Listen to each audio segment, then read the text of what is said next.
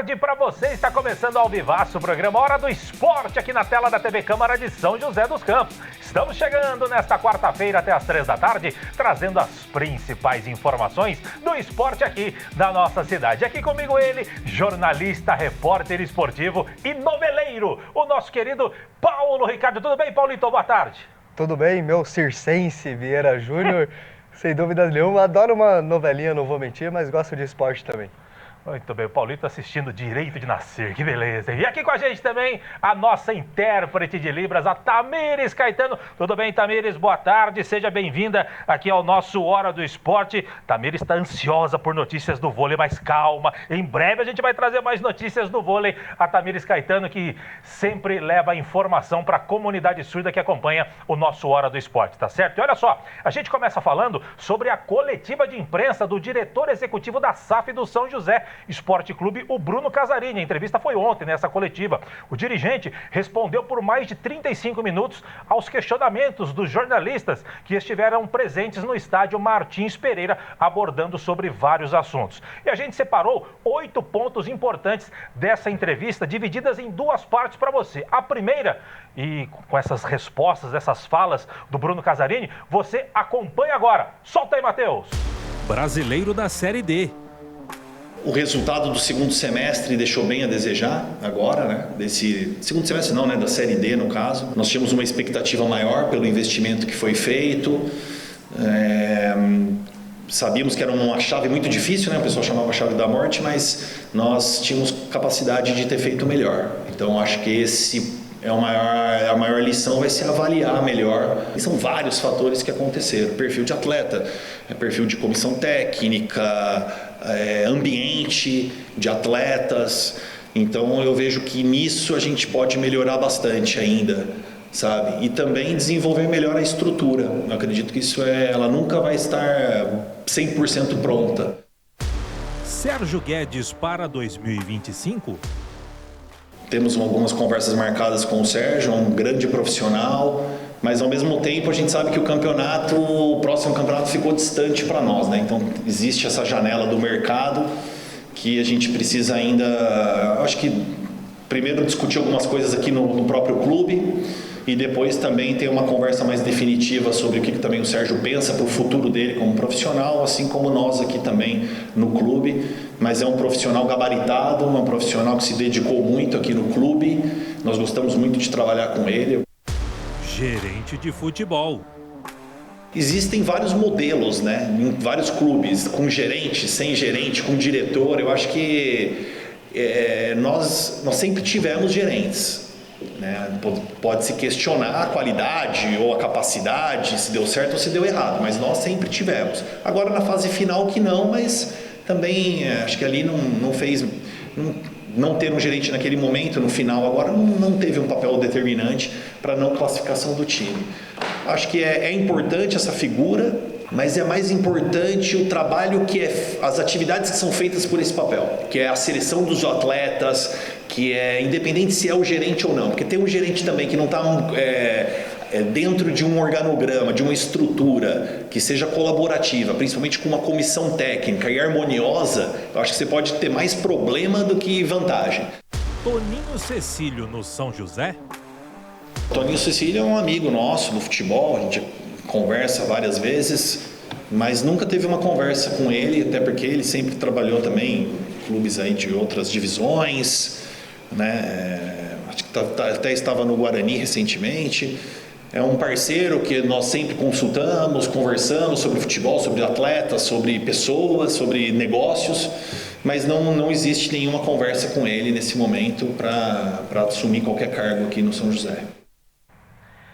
Pois é, Paulito, aí a gente trouxe 4 pontos que foram abordados pelos jornalistas. Você estava lá, né? Se acompanhou na íntegra essa entrevista coletiva do Bruno. Então a gente separou aí esses primeiros 4 pontos. O primeiro deles, eles que eu digo, a SAF, né? Na voz aí do Bruno, mas eles, o seu pai Oscar e toda a diretoria que faz parte aí do Grupo SAF, eles fizeram uma autocrítica de que esse segundo semestre, principalmente o Campeonato Brasileiro, que se esperava um pouco mais do São José, o time realmente acabou derrapando. Essa autocrítica é importante neste momento, né? Assumir que tentaram, mas que acabou dando errado. Com certeza, Vieira. Eu acho que foi uma entrevista coletiva com pontos bastante positivos. A autocrítica é o primeiro passo para você ter aprendizado. E o Bruno destacou bastante isso durante a coletiva também, que a SAF quer aprender com os erros. Eles tiveram um ano de 2023 maravilhoso, onde tudo deu certo, e 2024 as coisas não caminharam tão bem. Ele até reforçou que esportivamente tem uma frustração, porque o São José tinha uma das maiores folhas salariais dentro deste grupo da Série D, e quando você não conseguiu alcançar o objetivo pelo investimento que foi feito, gera algumas lições que você precisa levar para o ano que vem, e com certeza fazendo essa autocrítica é o primeiro passo para as coisas começarem a melhorar.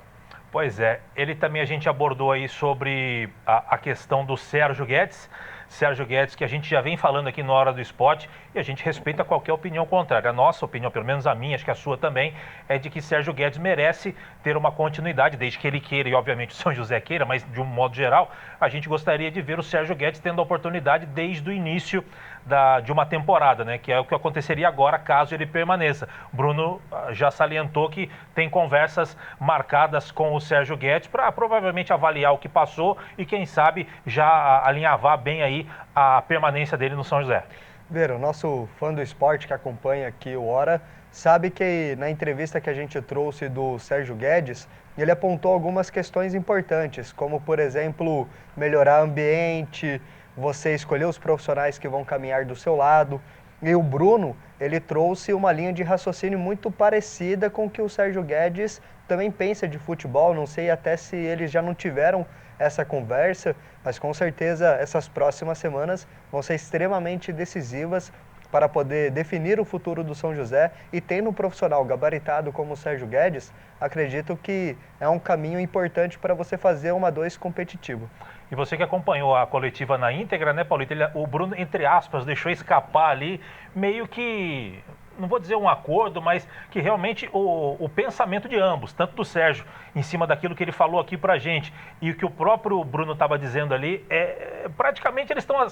Não vamos dizer que ele está acertado, mas que realmente o pensamento é muito igual e que a chance de dar certo é muito grande. Com certeza, a não ser que tenha alguma coisa durante o caminho que acabe afastando os dois, mas ao que tudo indica, o Sérgio deve ter continuidade sim, porque o Bruno, durante a coletiva, ele soltou uma frase que para mim foi determinante. Ele falou assim, ó, a gente jogando em casa dentro desta Série D, a gente queria um time que proporcionasse um futebol mais ofensivo, mais agressivo, e na visão da SAF, o Sérgio Guedes conseguiu entregar isso. Apesar do time não ter conseguido a classificação para a próxima fase da Série D, na opinião deles, o Sérgio Guedes conseguiu apresentar um bom trabalho, ao que tudo indica, deve ser um caminho de acordo entre os dois.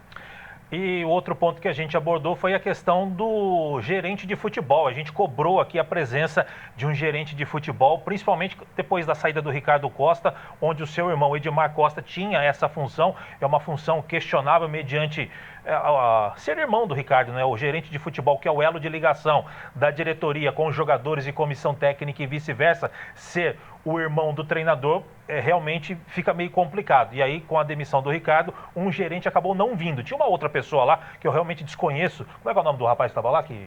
Excelente pergunta. Eu Tinha um acho outro que rapaz é lá. René.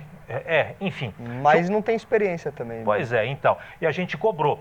E, inclusive, falaram ali, citaram também sobre o Toninho Cecílio. Eu acredito que citaram o Toninho Cecílio, porque o Toninho Cecílio, obviamente, ele trabalha com gestão de futebol e tudo mais, ex-jogador do São José, que, inclusive, jogou com o Sérgio Guedes no São José em 1997. Mas aí o Bruno já descartou, pelo menos conversas iniciais com o Toninho Cecílio, mas ele entende que um gerente de futebol é mais do que importante. No pique, Paulito. Verdade, Toninho Cecílio tem uma carreira legal dentro do São José, ficou uma temporada somente, mas fez o gol, inclusive, em 97 no Paulistão, que livrou o São José do rebaixamento, então tem uma história, uma identificação com o clube, e ele e o Sérgio Guedes se dão muito bem. Eu acredito que é um nome interessante. começando com um cara experiente é o primeiro passo também para que você monte um elenco que seja competitivo. Muito bem, então tá aí, essa primeira parte foi bem bacana, falando um pouco mais, né, do que passou e tudo mais.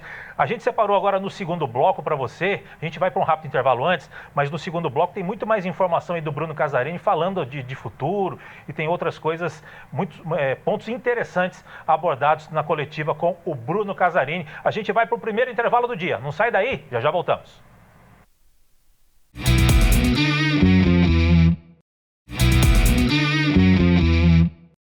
Muito bem, estamos de volta com a Hora do Esporte e a gente continua falando sobre a coletiva de imprensa do diretor executivo da SAF do São José, o Bruno Casarini, fazendo aí uma avaliação sobre a temporada que passou e também sobre o futuro do São José. Vamos acompanhar então a segunda parte. Solta, Matheus!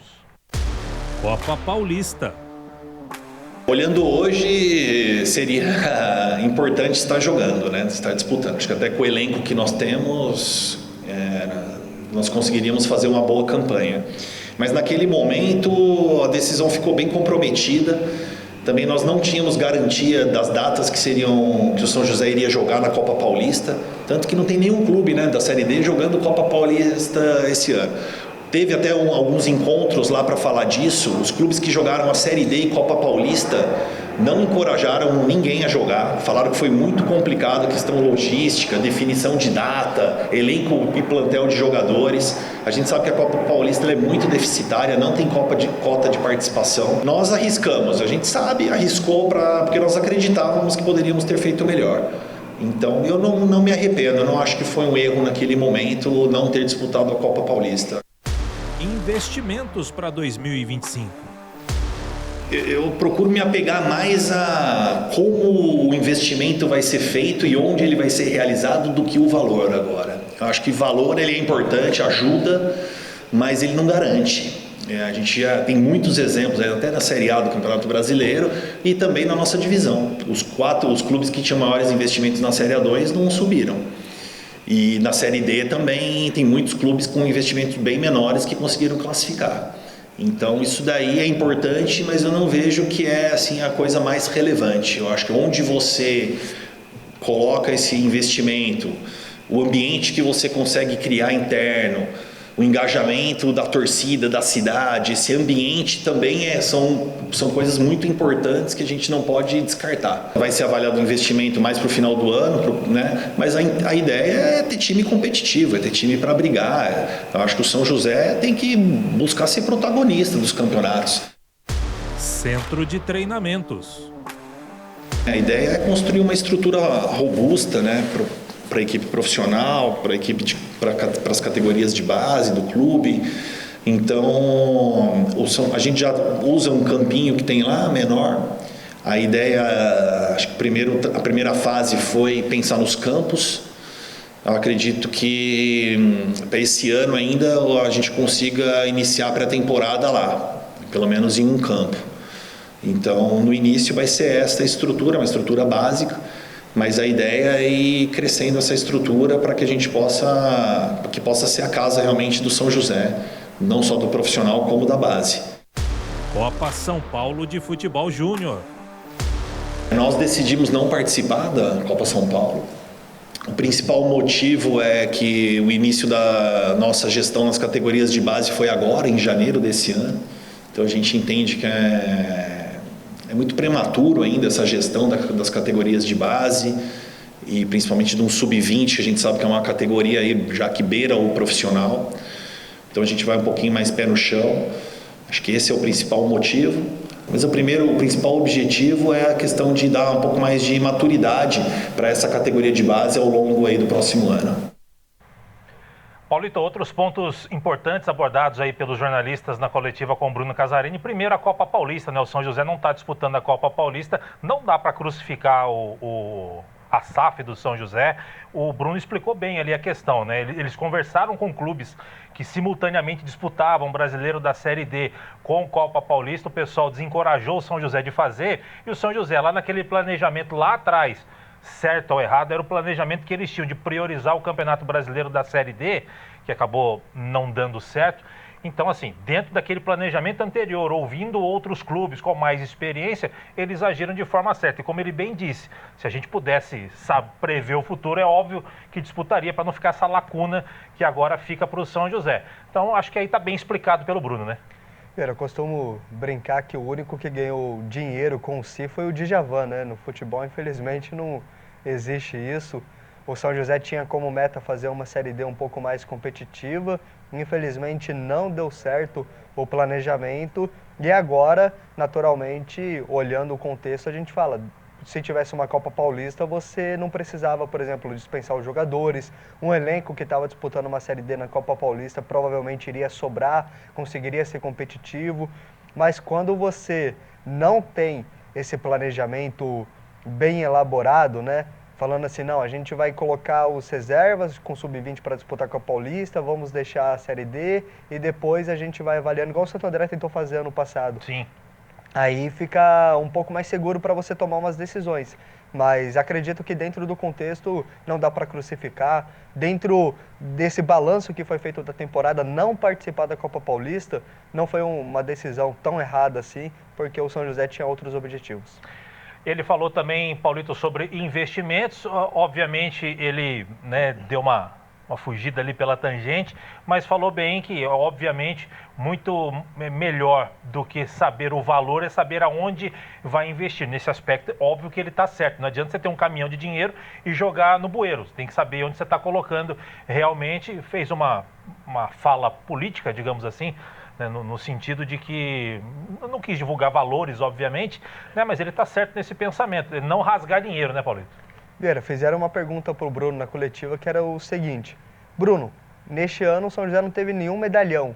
No ano que vem, você acha que trazer um medalhão vai fazer a diferença? Aí foi onde o Bruno deu, inclusive, esse direcionamento da resposta, dizendo: não é o valor que você traz para poder montar um elenco com um jogador com nome grande. É vários jogadores com coletivo forte, então não adianta nada, às vezes, a gente gastar muito dinheiro em 2, 3 jogadores que individualmente podem fazer a diferença se o coletivo não ajuda também. E claro que isso, a partir do momento que você define a comissão técnica, fica mais fácil fazer o planejamento do perfil de atletas que você deseja. Ele falou também sobre o centro de treinamento. Acho que faltou uma explanação melhor sobre o centro de treinamento, o que de fato está sendo construído, o que já tem de construído, qual que é a perspectiva de construção. Ele disse que é uma construção a longo prazo e é mesmo, não é fácil sair do zero, construir 5, 6 campos, construir estrutura para as categorias de base, mas acho que faltou até mesmo, de repente, de perguntarem mais afinco o que de fato está pronto, o que está sendo construído, como é que vai ser, até realmente mostrar algum esboço, alguma maquete, alguma coisa, né, para ilustrar. Faltou, na minha visão, eles mostrarem, porque isso aí o São José nunca teve. E agora, a partir do trabalho deles, passa a ter. Então, eu acho que a cada tijolinho que está sendo construído lá, eles tinham que mostrar, né? Minha opinião, né? Mas enfim, eles ainda optaram por não mostrar como é que está o andamento da coisa. Mas uma notícia que pegou muitos de surpresa foi a não participação na Copa São Paulo de Futebol Júnior, Paulito. A gente sabe que também é muito gasto para a cidade sede. Quando recebe a cidade sede, ela tem que bancar toda a estrutura, infraestrutura para os times que vêm a São José dos Campos. Então, além de cuidar do time, o seu próprio time, o Grupo Oscar e os mandatários da SAF do São José teriam que arcar com as despesas da estadia, alimentação e tudo mais dos clubes que vêm a São José dos Campos. É uma despesa muito grande, sendo que a categoria de base do São José ainda não está devidamente acertada para uma disputa tão grandiosa quanto é a Copa São Paulo. Paulito, infelizmente, 30 segundos para você. Fazendo uma síntese rápida, eu acho que sobre o centro de treinamento tem que divulgar mais sim, porque você dando infraestrutura para o clube, naturalmente os jogadores conseguem entregar resultado dentro de campo. E sobre a Copa São Paulo, o São José nunca teve tradição, né, nesta competição e é um custo muito grande para você participar dela. Eu acredito que, pensando pelo contexto financeiro e esportivo, o São José tomou a decisão correta. Por mais que a torcida goste da Copinha, realmente tem o seu charme, o São José não teria condições ainda de ser competitivo no ano que vem nessa competição, Vera. Sem dúvida alguma, a Copa São Paulo é a maior vitrine para o futebol de base e, obviamente, para quem trabalha com a SAF, a melhor vitrine é a Copa São Paulo, desde que você tenha um time muito bem estruturado, um time que brigue para sair da chave, para pelo menos brigar por 1 ou 2 mata-mata, mostrar esse time e de repente dali pensar 1 ou 2 valores para você poder negociar e ir amortizando aí a sua, entre aspas, dívida ou investimento, enfim, que o clube tem que fazer, os mandatários têm que fazer nesse início de trabalho. Mas concordo com você, Paulito, e o Grupo SAF do São José acertou em não disputar a Copa São Paulo ainda, porque a base do São José ainda não está tão estruturada, acredito eu, a ponto de disputar uma Taça São Paulo e além de gastar com a estadia, toda a logística que tem para fazer uma competição dessa aqui em São José dos Campos, você não ter o retorno esperado com a possível venda de um jogador, ou enfim, realmente fica muito complicado. Então acho que nessa acertou sim o Grupo SAF, ou Grupo SAF do São José, tá certo? É isso. A coletiva do Bruno resumiu-se a isso basicamente, claro, tendo novas notícias do São José, que agora vai fazer uma pausa em termos esportivos, claro, a gente informa para você aqui dentro do nosso Hora do Esporte, que vai para o último intervalo do dia. Não sai daí, já voltamos, tem mais informações. São José continua bem demais nos jogos regionais, você vai saber já na volta do intervalo. Não sai daí.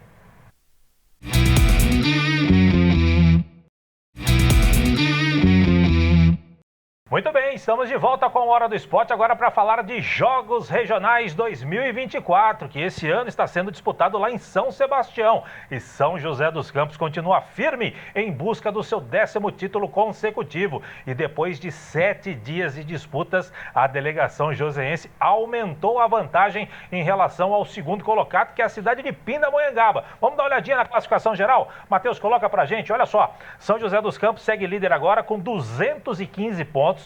Pindamonhangaba vem em segundo com 50 pontos a menos, 165. Depois Mogi das Cruzes assumiu a 3ª posição com 98. Campos do Jordão caiu para a 4ª posição com 93. São Sebastião 82. Aí mais abaixo vem Guararema, Santa Isabel, Ilhabela, Jacareí, Caraguatatuba. Lembrando que tem muito mais cidades, né? A gente só separou as 10 primeiras só para ilustrar para vocês. O Matheus vai colocar aqui para gente o quadro de medalhas dessa 66ª edição de Jogos Regionais. Olha só, São José dos Campos foi campeão já no biribol masculino, capoeira feminino, damas feminino, futebol feminino, futebol feminino foi agora pela manhã, judô masculino e feminino, karatê masculino e feminino, natação masculino e feminino, taekwondo masculino e feminino. Olha só as artes marciais, que espetáculo aí de São José dos Campos. A gente sempre fala deles aqui e estão corroborando ali dentro dos jogos regionais. Vôlei de praia feminino também. No sub-21, o basquete e o handball feminino também conquistaram o ouro. Na prata temos o atletismo masculino, atletismo aí do Diego Hipólito, olha que beleza. No atletismo masculino e feminino, badminton masculino e feminino, capoeira, ciclismo, damas, tênis, vôlei, tivemos um bronze com o tênis feminino e tivemos também aqui o 5º lugar da malha masculino. São os resultados de São José dos Campos até hoje pela manhã que a gente conseguiu apurar. São José dos Campos bem demais, hein, Paulito? Bem demais, e ao que tudo indica, deve terminar como campeão dessa edição novamente dos Jogos Regionais. Tem ainda outras modalidades para competir, onde o São José é favorito. Uma belíssima campanha aí da rapaziada. A gente está vendo, o Matheus vai colocar para a gente, olha aí, ó, algumas das delegações, aí, ó, futsal, a galera aí do vôlei feminino, são algumas das equipes de São José dos Campos. Olha o pessoal, confesso que eu não sei quem são esses, de que modalidade são. Outra modalidade aí, ó, São José dos Campos, campeão também. Enfim, tem muito, olha lá, mais um pódio para São José. Enfim, a delegação de São José realmente fazendo bonito lá em São Sebastião, firme e forte para conquistar o seu 10º título consecutivo. São só algumas das delegações das equipes. O futebol feminino foi campeão hoje pela manhã, tá aí em destaque para você, muito bacana. É sempre o pessoal da Bosch ali, ó. Olha que legal a Bosch, ó. Tem o pessoal mais velho, o pessoal mais novo ali junto, trabalhando junto, né? Muito bacana ter essa diversidade. Olha só, mais uma equipe aí de conquistas da nossa cidade. Parabéns ao pessoal de natação, masculino e feminino, bem demais também. Muito bacana realmente, a vôlei de praia, sensacional, né, Paulito? Uma grande festa. E lembrando, né, os campeões e vices dentro dos Jogos Regionais garantem vaga para os Jogos Abertos, que serão mais uma vez lá em São José do Rio Preto, né, Paulito? É uma chance enorme de visibilidade para esses atletas, para eles poderem aparecer, para ficar guardado, inclusive, na memória. São muitos atletas novos, né, que vão competir, e quando eles conseguem essas medalhas, tem um peso muito grande para a cidade, então parabéns aí para todo mundo.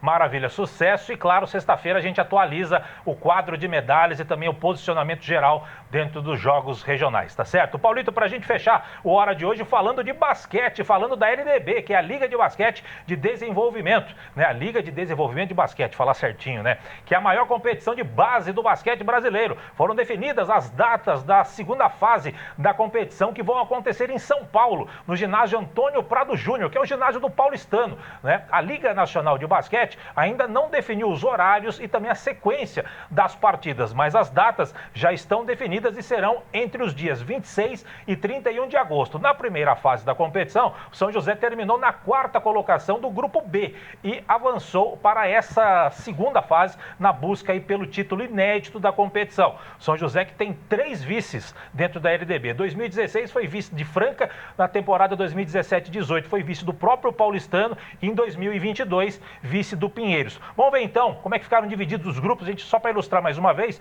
São José está aqui, ó, no grupo D, o primeiro do grupo B, o Flamengo, o quarto do grupo B foi o São José, o segundo do grupo A, o Paulistano, o terceiro do grupo A, o Cruzeiro. O que vai acontecer? Todo mundo vai jogar dentro do próprio grupo, ou seja, São José vai enfrentar o Flamengo, o Paulistano e o Cruzeiro. Os 2 primeiros de cada grupo, os 2 primeiros do grupo D contra os 2 primeiros do grupo C, eles vão fazer as semifinais. O primeiro do grupo D enfrenta o segundo do grupo C e vice-versa, fazem uma semifinal. Quem ganhar a semifinal faz a grande final e conquista o título da LDB. Paulito, 30 segundos para você. São José sempre fez um excelente trabalho de base, bateu na trave, agora a gente fica na torcida para que eles consigam ter um bom desempenho dentro dessa liga, que é importantíssima.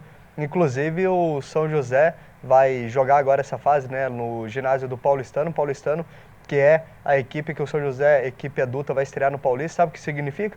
Absolutamente nada, mas é uma informação que eu quis trazer. Engraçadinho o nosso comentarista. Mas é isso. Sucesso pra galera, o time do São José, que inclusive está lá nos Jogos Regionais, disputando em busca aí de mais um título dentro de Jogos Regionais. A maioria desses garotos da LDB estão lá disputando os Jogos Regionais, tá certo? Abraço pro Cris Amed, técnico da galera da LDB, a galera de base do São José. Paulito, vambora? Partiu? Partiu. Paulito, grande abraço para você. Sempre um prazer ter você aqui em mais uma Hora do Esporte. Sexta-feira a gente volta, hein, Paulito? Com certeza, sexta-feira estaremos de volta com muita resenha e informação para vocês. Um abraço. Muito bem, a gente vai chegando ao final do programa de hoje, agradecendo a sua audiência, a sua paciência. Tamires Caetano, sempre um prazer ter você aqui, abrilhantando o nosso Hora do Esporte. A Tamires que sempre leva a informação para a comunidade surda que acompanha o nosso Hora do Esporte. Você fica agora com a programação da TV Câmara. Eu, Paulito, Tamires e grande equipe, a gente volta na sexta-feira para fechar a semana, claro, com muita informação do esporte da nossa cidade. De minha parte, grande abraço, até sexta. Tchau, tchau.